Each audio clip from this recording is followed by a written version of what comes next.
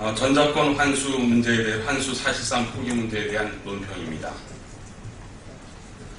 정부가 전시작전권 환수 시기조차 못 박지 않고 무기연기한 것은 전자권 환수를 사실상 백지화하고 군사 주권을 포기한 것으로 경악과 실망을 금할 수 없습니다. 이로써 대한민국은 전쟁 시 자기 나라 군대의 지휘권을 다른 나라에 넘겨주는 세계 유일의 국가로 남게 됐습니다. 게다가 근대 이후 외국군의 주둔지였던 용산기지를 150년 만에 되찾아오는 용산기지 이전 계획과 한강 이북 주한미군을 경기도 평택으로 이전하는 연합토지관리 계획을 번복한 것은 국민의 자존심을 짓밟고 주권국가로서의 존엄을 스스로 훼손한 것입니다. 정부는 남북관계 악화로 인한 안보 여건의 변화와 자주국방에 대한 준비 부족을 재연기 요청의 이유로 들고 있습니다.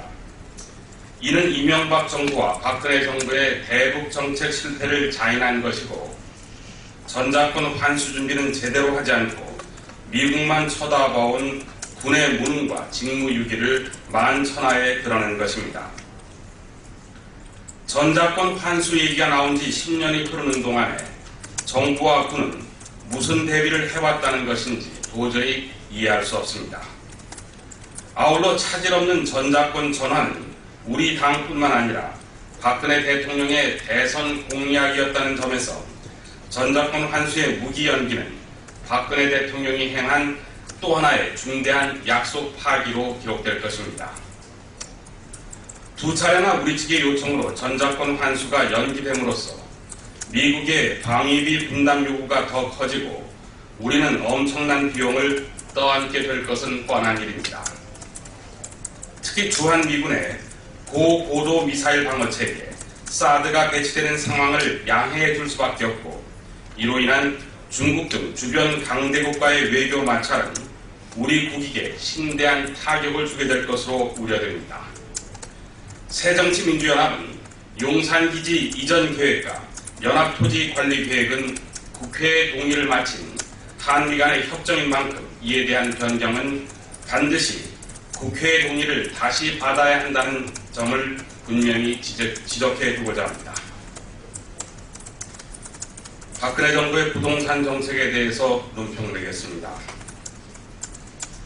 수도권의 전셋값이 사상 처음 평균 2억 원을 넘어섰습니다. 전국 아파트 전세 가격은 24주째 연속 상승하고 있고 전세값 상승과 함께 은행권의 전세 자금 대출도 빠르게 늘어서 가계부채는 1100조를 넘어섰습니다. 박근혜 정부의 부동산 대책은 현재까지 7차례나 있었지만 이를 비웃기라도 하듯 전세값은 끝없이 상승 곡선을 그려서 그동안 박근혜 정부의 부동산 정책이 유명무실했음을 나타내고 있습니다. 특히 지난 9월에 정부가 내놓은 규제 합리화를 통한 주택시장 활력 회복은 매매 시장의 정상화는커녕 재개발, 재건축 규제 완화로 다주택자와 건설업체들의 배만 불리는 결과를 낳았습니다. 전세값 잡겠다고 빚내서 집사라는 정부의 금리 인하 정책 역시 전세난을 더욱 부추기는 꼴이 됐습니다. 낮은 금리로 집주인들은 전세를 월세로 돌리고 있고 비싼 집값, 비싼 월세의 전세 매물은 점점 더 귀해져서 끝없이 전세값만 오르고 있는 현실입니다. 박근혜 정부의 부동산 정책은 완전히 빗나갔습니다. 서민들은 집주인에게서 전화만 와도 두렵다고 합니다. 박근혜 정부는 전세값이 얼마나 더 올라야 그리고 전세살이 서민들이 얼마나 더 눈물을 흘려야 자신들의 과오를 인정할 것인지 이대로라면 전세 대란은 불보듯 뻔합니다. 새정치민주연합은 임대기간 보장과 임대료 상한제 도입, 임대정보의 투명성 제고, 표준 임대차 계약 도입을 3대 과제로 제시해서 이를 통한 임대시장 정상화를 꾸준히 주장해왔습니다. 부동산 전문가들 역시 전월세 공급 확대를 위한 세제 혜택과 주택 바우처 확대 등 전세시장 안정화 대책이 시급한 상황이라고 입을 모으고 있습니다. 오죽하면 지난 대선을 함께한 박근혜 대통령의 경제교사들까지 등을 돌렸겠습니까? 대통령과 정부는 왔던 길을 되돌아보고 새정치민주연합과 전문가 그리고 전세살이 세입자들의 목소리에 귀를 기울여서 실효성 있는 부동산 대책을 세워야 할 것입니다. 마지막으로 오늘 오전에 있었던 문희상 비대위원장의 윌리엄 패터슨 주한 호주대사 면담 소식 간단하게 브리핑해드리겠습니다. 문희상 비대위원장은 오늘 오전에 국회 대표 회의실에서 윌리엄 패터슨 주한 호주대사의 예방을 받고 한 호주 FTA 등 양국 간의 현안에 대해서 의견을 나눴습니다. 이 자리에서 문희상 비대위원장은 새정치민주연합은 기본적으로 한 호주 FTA에 반대하지는 않지만 축산 강국인 호주와의 FTA가 우리 축산 농가에 상당한 피해를 줄 수 있기 때문에 국내적으로 이에 대한 충분한 피해 보전 대책이 마련돼야 한다고 말했습니다. 또 지난 몇 년 동안에 한 호주 FTA가 진전을 보지 못한 것은 투자자 국가소송제도 ISD의 도입 여부 때문이었다고 지적을 하면서 양국 차원에서 ISD 제도의 여러 문제점을 해소할 수 있는 개선책이 마련되기를 희망한다고 말했습니다. 이에 대해서 윌리엄 패터슨 주한 호주 대사는 다음 달에 박근혜 대통령이 G20 참석을 위해서 호주를 방문하는데 그 자리에서 한미 FTA에 관련한 외교 문서가 교환될 수 있도록 국회가 최대한 빨리 비준을 해주기를 바라며 야당이 협조해달라는 그런 뜻을 전달했습니다. 이상입니다. 한미 전작권 무기 연기 합의 관련해서 말씀드리겠습니다. 한미는 전시작전 통제권 전환 시기를 못 박지 않은 채 무기 연기하기로 했습니다. 노무현 정부가 2012년 4월로 정한 환수 시점을 이명박 정부가 2015년 12월로 연기하더니 이제는 박근혜 정부가 무기한 연기한 것입니다. 국가의 주권 중 가장 중요한 것이 군사 주권이고 군사 주권 중 가장 핵심이 전시작전권일지인데 이번 전작권 무기 연기 합의는 주권 포기 선언의 다름 아닙니다. 전시작전권을 돌려주겠다는 것을 연기해달라 하고 시기가 다가오자 또다시 무기 연기해달라는 국가가 세상에 어디 있습니까? 세계적 웃음거리가 될 것이 뻔합니다. 이번 합의는 전작권에 대한 일체의 주장을 해석했습니다. 이번 합의는 전작권에 대한 일체의 주권을 주장하지 않겠다는 다짐입니다. 전작권을 찾아오겠다는 대선 공약의 파기이며 대국민 거짓말입니다. 이제 더 이상 한국군의 힘으로 전쟁을 막고 평화를 지킬 수 없으며 미군에 의존할 수밖에 없다는 한국군 능력 포기 선언입니다. 한반도 정세를 우리가 주도하지 못하니 미국이 해달라는 애걸 선언에 달합니다. 전작권 전환 시기는 한국군의 능력과 주변 안보 환경 등 조건이 충족되어야 한다고 했는데 북한의 핵과 미사일에 대한 완벽한 대비는 미국을 포함한 전 세계 어느 국가도 못하고 있는 마당에 한국군이 그 조건을 충족할 수는 있기는 한 것입니까? 이쯤 되면 한국군은 능력이 없다는 것을 만천하에 털어놓는 것이 맞고 통일이 되어야만 하겠습니다. 이쯤 되면 한국군은 능력이 없다는 것을 만천하에 털어놓는 것이 맞고 통일이 되어야만 전작권을 찾아올 수 있다고 솔직히 말하는 것이 맞습니다. 또한 한미연합사를 용산 미군 기지에 주한미 이사단 예하 210 또한 한미연합사를 용산 미군 기지에 주한미 이사단 예하 218억 여단을 동주천에 잔류시키기로 합의했습니다. 애초 2016년까지 평택기지로 이전하기로 한 합의를 뒤집은 것입니다. 국민들이 그렇게 반대했는데도 도대체 평택 미군기지는 왜 만든 것인지 묻지 않을 수 없습니다. 여기에 일본의 재무장화 가능성 때문에 한미일 군사정보 MOU에 대한 반대 목소리가 높은 상황에서 한미일 군사정보 공유의 중요성을 언급한 것은 또 무엇입니까?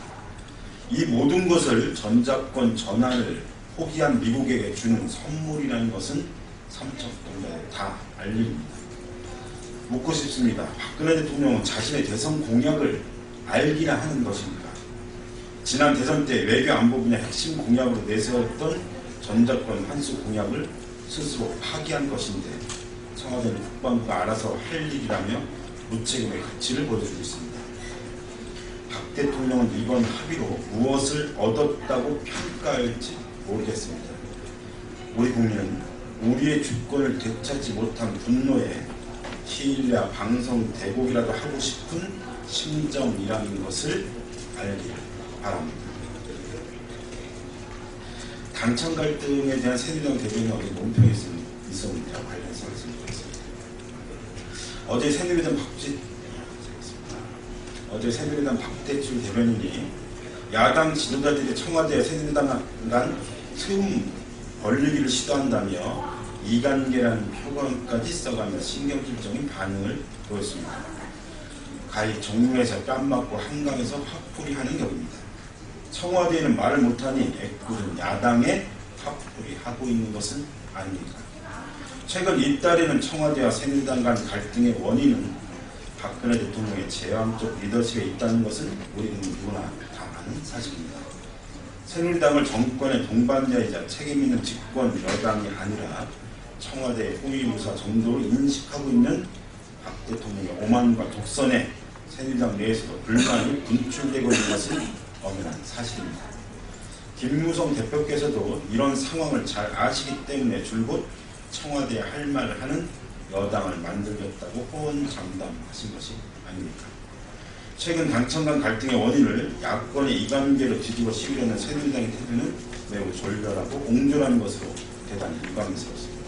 아울러 대한민국의 정치의 품격을 이끌어야 할 집권 여당으로서의 진중한 자세를 지켜주실 것을 당부드립니다.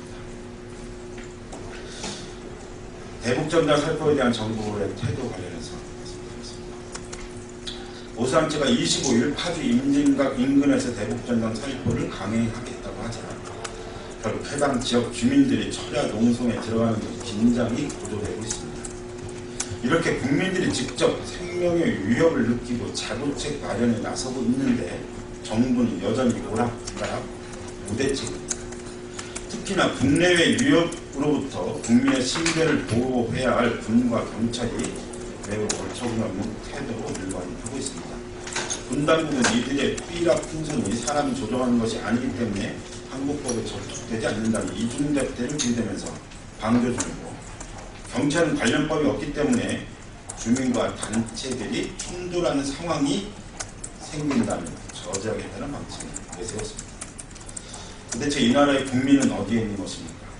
어떤 사태가 벌어질지 눈앞에 뻔하게 펼쳐지는데도 아무런 조치를 취하지 않는 것이 과연 권력자로 이 정도 할 일입니까?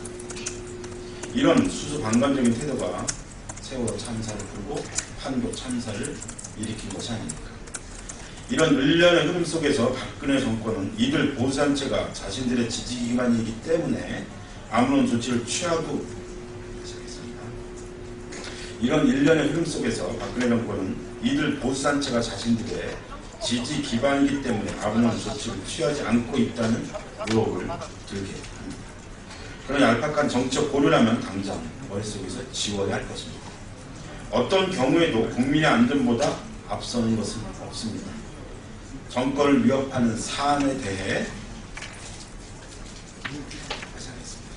정권을 위협하는 사안에 대해서는 없는 법도 만들어내고 있는 법도 무시하던 박근혜 정부가 아니었습니다. 뻔한 핑계는 당장 치우고 대북전단 살포 강행을 속히 나가야 할 것입니다. 이상입니다. 박근혜 정권이 끝내 군사권을 포기하겠다고 선언했습니다. 일말의 부끄러움조차 모르는 최악의 합의입니다. 2004년 전시작전 통제권 환수를 합의한 것은 한반도 안보와 위기관리를 미국에 의존하지 않고 우리 스스로 해결하겠다는 정상적인 주권 국가로서의 당연한 판단이었습니다. 그러나 이번 무기한 연기 합의로 박근혜 정권은 앞으로도 계속하여 미국에만 의존하겠다는 비정상적 국가임을 세계 만방에 선포했습니다. 남북 고위급 회담과 존 케리 미 국무장관의 북미 대화 가능성 발언 등 한반도를 둘러싼 정세는 시시각각 변화하고 있습니다. 당연히 이를 주도하며 이끌어가야 할 상황에서 정부 당국은 여전히 미국에만 의존하며 안주하겠다고 합니다. 그야말로 무능하고 무책임하며 무기력한 정권입니다. 우리 군의 능력이 부족하다고 매달리는 대목에서는 정말이지 낯뜨거워 얼굴조차 들 수가 없습니다. 그렇다면 해마다 한국군의 능력이 탁월하다고 했던 미국의 평가는 대체 무엇입니까? 지난 10년간 정부와 군은 아무 대비도 안 하고 그저 멍하니 손만 빨고 있었다는 자백이나 다름없지 않습니까? 한민국 국방장관도 지난 2010년 합참의장 후보 인사청문회에서 빠르게 준비하면 2012년까지도 가능할 것으로 보았다. 2015년까지 3년이 넘는 시간을 얻었으니 충분히 내실 있는 준비를 하겠다고 답한 바 있습니다. 한 장관이야말로 무리한 연기를 합의하기 전에 충분히 내실 있는 준비를 하지 못한 데 대한 책임을 지고 국방장관직부터 내려놓아야 하지 않겠습니까? 2004년 전작권 합의 당시와 달라진 것은 오직 미국의 위상뿐입니다. 10년 전보다 세계적인 영향력은 훨씬 더 쇠퇴하였고 심각한 재정위기로 자동 예산 삭감이 진행 중입니다. 이번 합의는 우리 국민들의 세금으로 쇠락해가는 미국의 패권을 유지해주면서 삭감된 예산까지 보전해주겠다는 것에 다름 아닙니다. 미국에게는 훌륭한 동맹국으로 평가받을지 모르겠으나 국제적으로는 비정상적인 국가로 웃음거리만 될 뿐입니다. 거기에 한미일 군사협력 추진까지. 이번 SCM은 미래 지향은커녕 과거 회귀도 모자라 굴절되고 굴욕적인 자리로 남게 될 것입니다. 이상입니다.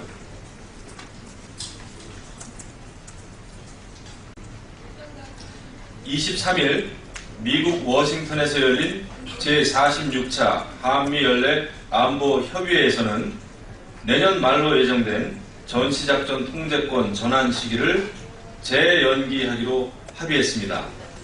전작권 재연기는 북한의 핵무기와 미사일 실험으로 한반도의 안보가 위협받고 있는 상황에서 평화를 유지하기 위한 불가피한 선택으로 보입니다. 전작권은 전시에 대비한 작전인 동시에 전쟁을 막기 위한 억제 기능도 해야 합니다.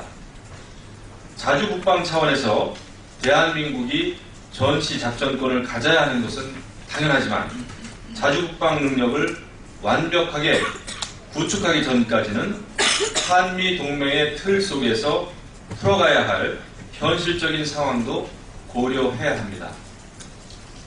우리는 한반도와 동북아 평화를 담보할 수 있도록 예정대로 한국군 전력화 사업을 완료해서 전쟁 억제 능력을 완비하는 데 최선을 다해야 할 것입니다. 정부는 지난달 22일 2015년 정부 예산안을 국회에 제출했습니다. 하지만 한 달이 넘도록 국회에서 이에 대한 심의가 이루어지지 않고 있어 부실 심의에 대한 우려가 커지고 있습니다. 국회법에 따르면 정부가 국회에 제출한 예산안은 예결 특위의 공청회와 각 상임위별 예산 심사를 거쳐서 예결 특위 내 소위에서 종합 심사를 거친 뒤에야 비로소 본회의 의결이 가능합니다. 일각에서는 이러한 일정을 고려해 볼 때 내년도 예산안의 졸속, 부실 심사가 100% 확실하다는 이야기까지 나오고 있습니다. 더군다나 국회 선진화법에 따라 올해부터는 예산안이 12월 1일 국회 본회의에 자동 부의됩니다. 이 같은 상황을 고려하면 국회가 예산안을 심의할 수 있는 물리적인 시간은 턱없이 부족합니다. 특히 내년 예산은 경제 활성화, 누리과정, 담뱃값 인상 등 국회에서 꼼꼼하고 심도 있게 챙겨야 할 예산들이 수두룩합니다. 예산은 국민의 혈세로 만들어지는 것입니다. 국민을 대표하는 국회에서 챙기지 않으면 누가 챙기겠습니까?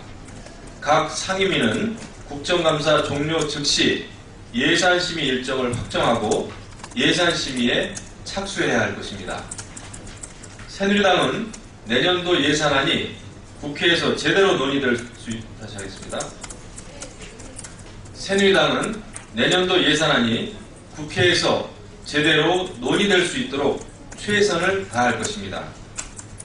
내년 예산이 국가 발전과 더불어 국민 삶의 질을 끌어올리는 데 편성되도록 모든 노력을 다할 것입니다. 북한이 제2차 남북 고위급 접촉 성사를 위한 전제 조건으로 대북 전단 살포행위 저지를 제시했습니다. 지난 4일 인천 고위급 회담에서 합의된 사항에 조건을 단 것입니다. 이것은 이미 이루어진 합의에는 전제 조건을 달지 않는다는 외교적 상식을 벗어난 행위입니다. 대화 상대국으로서의 책임있는 자세 또한 아닙니다. 북한이 남북 간의 진정한 관계 개선을 원한다면 사전 조건 없이 제2차 남북 고위급 접촉에 응해야 할 것입니다. 또한 북한이 제시한 대북 전단 살포 문제는 제2차 남북 고위급 접촉에서 논의될 수 있고 남북 간 대화를 통해 해결할 수 있는 사안인 만큼 대통론을 열자던 처음 마음가짐으로 대화의 장에 나올 것을 거듭 촉구합니다. 오늘은 제69회 유엔의 날입니다. 제2차 세계대전 직후인 1945년 오늘 국제 평화를 유지하기 위해 미국 샌프란시스코에서 국제연합이 설립됐습니다. 세계 평화를 수호하기 위해 매진하고 있는 반기문 유엔 사무총장을 비롯해서 유엔 직원들의 노고에 감사와 경의를 표합니다. 우리나라는 60여 년 전 유엔으로부터 큰 도움을 받았습니다. 1950년 한국 전쟁이 발발하자 유엔은 연합군을 파병해서 한국의 자유민주주의와 국제 평화를 수호하기 위해 싸웠습니다. 오늘 부산 유엔 기념공원에서는 자유와 평화 수호의 길에 꽃 같은 목숨을 바친 참전 유엔군 영령들을 기리는 기념 행사가 거행된다고 합니다. 대한민국은 이제 도움을 받는 나라에서 도움을 주는 나라가 되었습니다. 우리는 유엔을 구성하는 책임있는 일원으로서 국제 평화와 안전을 위해서 최선의 노력을 다할 것입니다.